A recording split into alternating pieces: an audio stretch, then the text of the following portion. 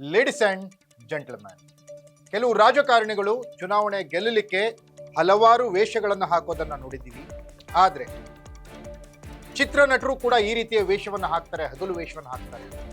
ತಮ್ಮ ಸಿನಿಮಾ ಗೆಲ್ಲಬೇಕು ಅಂದರೆ ಯಾವುದೇ ರೀತಿಯ ನೀಚತನಕ್ಕೆ ಇಳಿತಾರೆ ಅಂತ, ಸಮಾಜದಲ್ಲಿ ಒಡಕಿಗೆ ಕಾರಣರಾಗ್ತಾರೆ ಅಂತ, ಸಮಾಜದಲ್ಲಿ ಸಾಮರಸ್ಯಕ್ಕೆ ಬೆಂಕಿಯನ್ನು ಹಚ್ಚಲಿಕ್ಕೆ ಕಾರಣರಾಗ್ತಾರೆ ಅಂತ. ಎಸ್ ವೀಕ್ಷಕರೇ, ತನ್ನ ಹಲವಾರು ಅವಾಂತರಗಳಿಂದ, ತನ್ನ ಸ್ವಾರ್ಥ ಬುದ್ಧಿಯಿಂದ ಹಲವಾರು ಬಾರಿ ಎಕ್ಸ್ಪೋಸ್ ಆಗಿರುವ ಕಿಚ್ಚ ಸುದೀಪ್ ಈಗ ಮತ್ತೊಮ್ಮೆ ತನ್ನ ಸ್ವಾರ್ಥ ಸಾಧನೆಗಾಗಿ, ಮಾರ್ಕ್ ಸಿನಿಮಾದ ಪ್ರಮೋಷನ್ಗಾಗಿ ಸಮಾಜದಲ್ಲಿ ಅಭಿಮಾನಿಗಳ ಮಧ್ಯದಲ್ಲಿ ಬೆಂಕಿ ಹಚ್ಚುವಂಥ ಕೆಲಸಕ್ಕೆ ಮುಂದಾಗಿದ್ದಾರೆ. ಎಕ್ಸ್ಕ್ಲೂಸಿವ್ ಸ್ಟೋರಿ, ನೆಲ ಜಲ ಭಾಷೆಗಾಗಿ ಪ್ರಾಮಾಣಿಕ ಪತ್ರಿಕೋದ್ಯಮ. ನಾನು ಹೇಮಾನ್.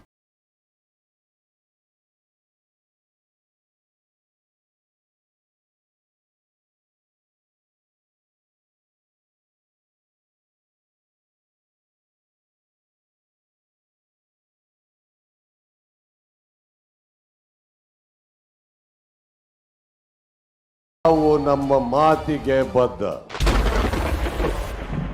ಎಸ್ ವೀಕ್ಷಕರೇ, ಹುಬ್ಬಳ್ಳಿಯಲ್ಲಿ ನಡೆದಂತಹ ಮಾರ್ಕ್ ಸಿನಿಮಾದ ಪ್ರೀ ಇವೆಂಟ್ ಸ್ಟೇಜ್ ಕಾರ್ಯಕ್ರಮದಲ್ಲಿ ಕಿಚ್ಚ ಸುದೀಪ್ ನಾಲಿಗೆಯನ್ನು ಹರಿಬಿಟ್ಟಿದ್ದಾರೆ. ತಾನು ಹೇಳಿದ್ದನ್ನೆಲ್ಲ ಅಭಿಮಾನಿಗಳು ಶಿರಸಾವಹಿಸಿ ಪಾಲಿಸ್ತಾರೆ ಅನ್ನುವಂತಹ ಭ್ರಮೆಯಲ್ಲಿರುವಂತಹ ಕಿಚ್ಚ ಸುದೀಪ್ ಮತ್ತೊಮ್ಮೆ ಅವಾಂತರ ಮಾಡಿಕೊಂಡಿದ್ದಾರೆ.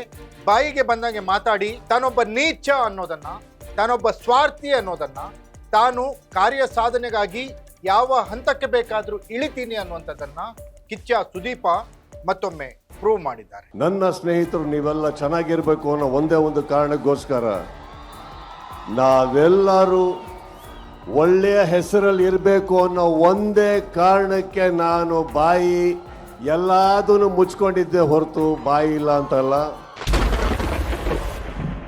ಎಸ್ ವೀಕ್ಷಕರೇ, ಮಾರ್ಕ್ ಸಿನಿಮಾ ಅವ್ರದ್ದೇನು ರಿಲೀಸ್ ಆಗ್ತಾ ಇದೆ. ಇಲ್ಲಿಯವರೆಗೂ ಬಾಯಿ ಮುಚ್ಕೊಂಡಿದ್ದಂತಹ ಕಿಚ್ಚ ಸುದೀಪ್ ಈಗ ಮತ್ತೆ ತಮ್ಮ ಹರಕು ಬಾಯಿಯನ್ನ ಬಿಟ್ಟಿದ್ದಾರೆ.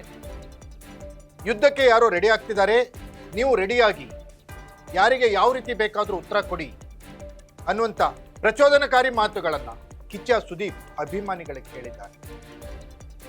ಇಷ್ಟು ದಿನ ಇಲ್ಲದೆ ಇರೋ ರೋಷ ವೇಷ ಕಿಚ್ಚ ಸುದೀಪ್ಗೆ ಈಗ ಮಾರ್ಕ್ ಸಿನಿಮಾದ ಬಿಡುಗಡೆ ಸಂದರ್ಭದಲ್ಲೇ ಬಂದಿದ್ದು ಹಾಸ್ಯಾಸ್ಪದ ಮತ್ತು ತಾನೊಬ್ಬ ನೀಚ ಅನ್ನೋದನ್ನ ಪ್ರೂವ್ ಮಾಡಲಿಕ್ಕೆ ಕಿಚ್ಚ ಸುದೀಪ್ ಈ ವಿಷಯವನ್ನ ಬಳಸ್ಕೊಂಡಿದ್ದು ಮಾತ್ರ ದುರದೃಷ್ಟಕರ. ಯಾವುದೇ ನಟ ಆಗಿರಲಿ, ಅಭಿಮಾನಿಗಳಿಗೆ ಆತ ದಾರಿ ದೀಪವಾಗಿರಬೇಕು. ತನ್ನ ನಡೆ ನುಡಿಯಿಂದ, ತನ್ನ ನಡವಳಿಕೆಗಳಿಂದ, ತಾನು ಮಾಡುವ ಕೆಲಸಗಳಿಂದ. ಆದರೆ ಕಿಚ್ಚ ಸುದೀಪ್ ಒಂದು ಪಡೆ ಕಾಯ್ತಾ ಇದೆ ಹೊರಗೆ ಅಂತ ಹೇಳಿ ಬೇರೆ ನಟನ ಅಭಿಮಾನಿಗಳನ್ನ ಹೆಸರಿಸಿ ಅವ್ರು ಯಾವುದೇ ರೀತಿ ಇದ್ರೆ ಅವ್ರದೇ ಭಾಷೆಯಲ್ಲಿ ಉತ್ತರ ಕೊಡಿ ಅನ್ನೋದು ಪ್ರವೋಕ್ ಮಾಡಿದ್ದಾರೆ ಅಭಿಮಾನಿಗಳನ್ನ. ಈಗ ದರ್ಶನ್ ಮಾಡಬಾರ್ದ ತಪ್ಪನ್ನ ಮಾಡಿ ಜೈಲಿನಲ್ಲಿ ಮುದ್ದೆ ಮುರಿತಿದ್ದಾನೆ. ಆದ್ರೆ ಕಿಚ್ಚ ಸುದೀಪ ಸಂಭಾವ್ಯರ ಸೋಗಿನಲ್ಲಿ ಈ ರೀತಿಯ ಹೇಳಿಕೆಗಳನ್ನ ಕೊಡೋದು ಎಷ್ಟು ಸರಿ ಅಂತ ಹೇಳಿ ಈಗ ಒಂದು ಪಡೆ ಯುದ್ಧಕ್ಕೆ ರೆಡಿ ಆಗ್ತಾ ಇದೆ. ಈ ವೇದಿಕೆ ಮೇಲಿಂದ ಹೇಳ್ತಾ ಇದ್ದೀನಿ, ಯುದ್ಧಕ್ಕೆ ಸಿದ್ಧ. ಯಾಕಂದ್ರೆ ನಾವು ನಮ್ಮ ಮಾತಿಗೆ ಬದ್ಧ.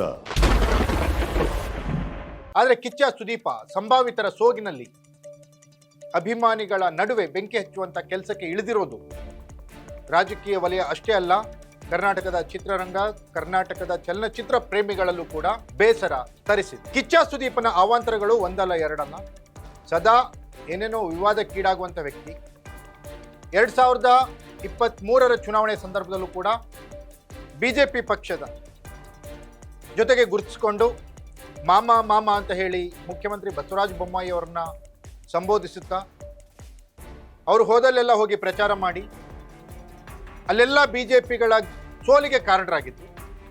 ನೆನಪಿರ್ಲಿ ವೀಕ್ಷಕರೇ, ಕಿಚ್ಚ ಸುದೀಪ್ ಎಲ್ಲೆಲ್ಲಿ ಪ್ರಚಾರ ಮಾಡಿದ್ದಾರೆ ಬಿಜೆಪಿಯ ಪರವಾಗಿ, ಅಲ್ಲೆಲ್ಲ ಬಿಜೆಪಿ ಅಭ್ಯರ್ಥಿಗಳು ಸೋತಿದ್ದಾರೆ. ತನ್ನದೇ ಆದ ಒಂದು ಗುಂಪನ್ನು ಕಟ್ಕೊಂಡು ಹೋದಲ್ಲಿ ಬಂದಲ್ಲಿ ಜೈಕಾರ ಮೊಳಗಿಸ್ಕೊಂಡು ಭ್ರಮೆಯಲ್ಲಿ ಬದುಕ್ತಾ ಇರುವಂತಹ ಕಿಚ್ಚ ಸುದೀಪ್ ಅಭಿಮಾನಿಗಳ ನಡುವೆ ಬೆಂಕಿ ಹಚ್ಚಲು ಶುರು ಮಾಡಿದ್ದು ಮಾತ್ರ ತಪ್ಪು ತಿಳ್ಕೊಂಬಿಡಿ. ನಮ್ಮ ಮಾನ್ಯ ಮುಖ್ಯಮಂತ್ರಿಗಳೇ, ಆದರೆ ನಾನು ಚಿಕ್ಕ ವಯಸ್ಸಿಂದ ಅವ್ರನ್ನ ನೋಡ್ಕೊಂಡ್ ಬಂದಿರೋದ್ರಿಂದ ಮಾಮ ಅಂತಾನೆ ಕರೆಯೋದು. ಎಲ್ಲೂ ಹೋಗಲ್ಲ ಮಾಮ, ಎಲ್ಲೂ ಹೋಗಲ್ಲ. ಅಭಿಮಾನಿಗಳ ಮಧ್ಯದಲ್ಲಿ ಬೆಂಕಿಯನ್ನು ಹಚ್ಚುವಂತೆ ಮಾತನಾಡಿದ್ದು ಮಾತ್ರ ಕ್ಷಮೆಗೆ ಅರ್ಹ ಅಲ್ಲ ಅನ್ನುವಂಥದ್ದು. ತನ್ನ ಸಿನಿಮಾ, ತನ್ನ ಕಾರ್ಯಕ್ರಮಗಳು ಗೆಲ್ಲಲಿಕ್ಕೆ ನಾನಾ ವೇಷವನ್ನ, ನಾನಾ ನಾಟಕಗಳನ್ನ, ನಾನಾ ಅವಾಂತರಗಳನ್ನ ಮಾಡುವ ಕಿಚ್ಚ ಸುದೀಪ ಪ್ರತಿ ವರ್ಷ ಬಿಗ್ ಬಾಸ್ ಶುರುವಾದಾಗಲೂ ಕೂಡ ಬಿಗ್ ಬಾಸ್ ಅರ್ಧ ದಿನ ಆದಾಗ ಯಾವುದಾದ್ರೂ ಒಂದು ಚೀಪ್ ಪ್ರಮೋಷನ್ಗೆ, ಚೀಪ್ ಪಬ್ಲಿಸಿಟಿಗೆ ಅವಕಾಶ ಮಾಡಿಕೊಡ್ತಾರೆ. ಪ್ರತಿ ಬಿಗ್ ಬಾಸ್ನಲ್ಲೂ ಬಿಗ್ ಬಾಸ್ ಅರ್ಧ ದಿನ ಆದಾಗ ಇದು ನನ್ನ ಕೊನೆಯ ಬಿಗ್ ಬಾಸ್ ಅಂತ ಹೇಳಿ ಒಂದು ಸ್ಟೇಟ್ಮೆಂಟ್ ಕೊಡ್ತಾರೆ. ಆದರೆ ಮತ್ತೆ ಮುಂದಿನ ವರ್ಷ ಅವರೇ ಇರ್ತಾರೆ. ಇದು ನನ್ನ ಕೊನೆಯ ಬಿಗ್ ಬಾಸ್, ನೀವೆಲ್ಲ ಇದು ನೋಡಿ ಅನ್ನುವಂತ ಮಾತಾಡ್ತಾರೆ. ಮತ್ತೆ ಮುಂದಿನ ವರ್ಷ ಅವರೇ ಇರ್ತಾರೆ. ಅವರ ಮಾತಿಗೂ ಅವರ ಕೃತಿಗೂ ಒಂದಕ್ಕೊಂದು ಸಂಬಂಧ ಇದೆ. ಈಗ ಮಾರ್ಕ್ ಸಿನಿಮಾ ಪ್ರೀ ರಿಲೀಸ್ ಇವೆಂಟ್ನಲ್ಲಿ ಮಾತನಾಡಬಾರದನ್ನ ಮಾತನಾಡಿ ಮತ್ತೊಮ್ಮೆ ಪೇಚಿಗೆ ಸಿಲುಕಿ ಕಿಚ್ಚ ಏನಾದರೂ ಹುಚ್ಚ ಹಾಕ್ತಿದಾರಾ ಅನ್ನುವಂಥ ಸಂದೇಶವನ್ನ ಕರ್ನಾಟಕದ ಜನತೆಗೆ ತಿಳಿಸಿದ್ದಾರೆ. ಅಭಿಮಾನಿಗಳೇ, ಯಾವ ನಟರ ಅಭಿಮಾನಿಗಳಾದರೂ ಅಷ್ಟೇ, ದರ್ಶನ್ ಅಭಿಮಾನಿಗಳಾದರೂ ಅಷ್ಟೇ, ಸುದೀಪ್ ಅಭಿಮಾನಿಗಳಾದರೂ ಅಷ್ಟೇ, ಪುನೀತ್ ರಾಜ್ಕುಮಾರ್ ಅಭಿಮಾನಿಗಳಾದರೂ ಅಷ್ಟೇ, ಯಾವುದೇ ಅಭಿಮಾನಿಗಳಾದರೂ ಅವರ ಸಿನಿಮಾ ವೀಕ್ಷಿಸಿ, ಸಿನಿಮಾ ಚೆನ್ನಾಗಿದ್ರೆ, ಅವರ ನಟನೆ ಚೆನ್ನಾಗಿದ್ರೆ ಎಂಜಾಯ್ ಮಾಡಿ, ಅಭಿಮಾನವನ್ನು ಬೆಳೆಸ್ಕೊಳ್ಳಿ.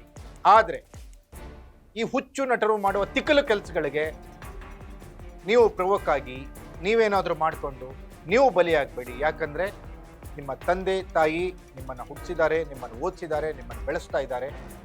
ಅವರಿಗೆ ನೋವನ್ನುಂಟು ಮಾಡುವಂಥ ಕೆಲಸವನ್ನು ಯಾವುದೇ ಅಭಿಮಾನಿಗಳು ಮಾಡಲೇಬೇಡಿ. ಇದಾಗಿತ್ತು ಎಕ್ಸ್ಕ್ಲೂಸಿವ್ ಸ್ಟೋರಿ. ನೆಲ ಜಲ ಭಾಷೆಗಾಗಿ ನೋಡ್ತಾ ಇರಿ ಫೋಕಸ್.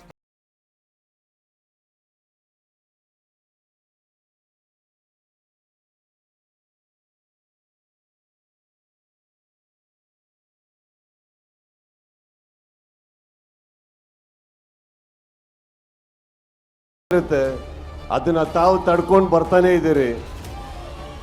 ಈಗ ಹೇಳ್ತಾ ಇದ್ದೀನಿ, ತಡೆಯೋ ತನಕ ತಡೀರಿ, ಮಾತಾಡೋ ಟೈಮಲ್ಲಿ ಮಾತಾಡಿ.